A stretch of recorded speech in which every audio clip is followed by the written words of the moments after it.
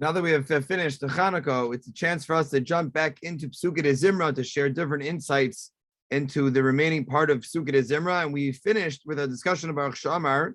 And I'll begin this week with a focus on the tefillah, the Mizmor of Hodu LaHashem. Now, of course, this obviously fits in the theme of Psukei de Zimra of praising and thanking HaKadosh Baruch Hu. But I would just like to give a little bit of background to the Mizmor of Hodu. The Mizmor of Hodu actually consists of two parts. We know that the Plishtim had destroyed the Mishkan in Shiloh. And during the time they captured the Aron for about 7 months. While in their possession, the Jews suffered greatly and terribly until eventually the Aron Kodesh is returned. And although the Mishkan has been rebuilt in Shiloh, David HaMelech has made a special tent in Zion, which was in Yerushalayim, to give the Aron its proper kavod and protection.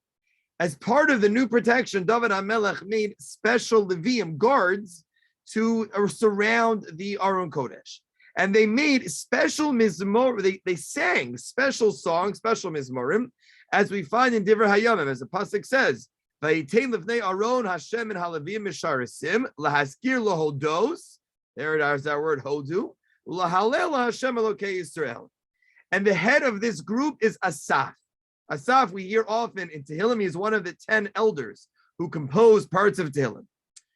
When the Aron was brought in to this special enclosure, David HaMelech composed this Mizmor, right?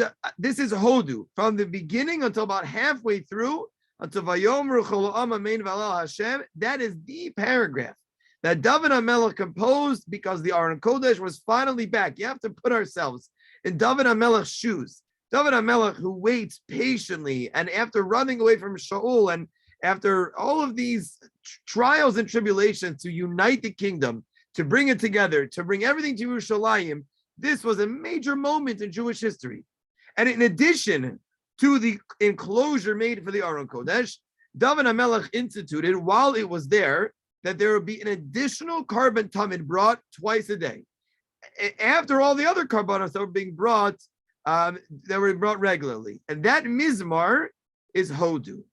When we say Hodu, we get a chance to be in the Levium shoes. We're surrounding the Mishkan. We're guarding it. We're celebrating the return of the Aron. We're celebrating the coming together of the Jewish people.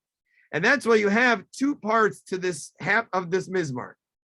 The first is Hodu through Al Tigu V'Meshichai, and that was said in the morning, Karban Tamid. And then the second half until Romamu, which was said in the afternoon.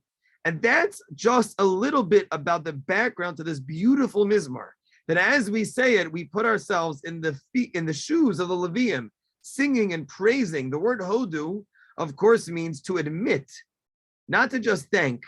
The word Hodu means to admit. I admit that no matter what I could ever do, I can't repay Hashem for the good that he has bestowed upon us.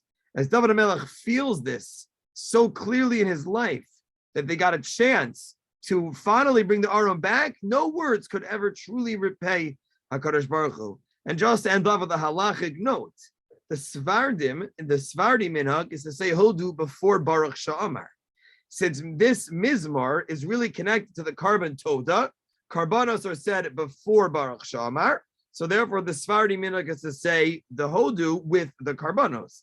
The Ashkenazi minhag was, even though that happened, that was temporary, but once the Beis HaMikdash, everything is completed, we moved it to the regular part of Psukei de Zimra. But as we say this tefillah, we relive one of the greatest moments in Jewish history.